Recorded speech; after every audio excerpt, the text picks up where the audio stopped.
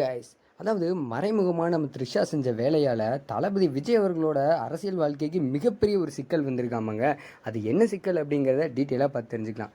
தளபதியோட 50வது பிறந்த நாள் கடந்த சனிக்கிழமை அன்னைக்கு பார்த்தீங்கன்னா கோலாகலமாக கொண்டாடப்பட்டுச்சு. இந்த முறை விஜய் அரசியலுக்கு வரப்போகிறத முன்னாடியே சொல்லிட்டாரு. அதனால பார்த்தீங்க அப்படின்னா கொண்டாட்டங்கள் கொஞ்சம் அதிகமாகவே தான் இருந்தது. பல அரசியல் தலைவர்களும் அவங்களுக்கு வாழ்த்துக்களையும் சொல்லிட்டு வந்துட்டு இருக்காங்க. இந்த நிலையில் இதையும் தாண்டி நடிகை த்ரிஷா சொன்ன வாழ்த்து இணையத்தில் பெரிய அளவில் பேசும் பொருளாக மாறி இருக்கு. அதாவது விஜய் த்ரிஷா கிசுகிசு பார்த்தீங்க அப்படின்னா குருவிப்பட சமயத்துல இருந்தே வந்துட்டு தான் இருக்குது.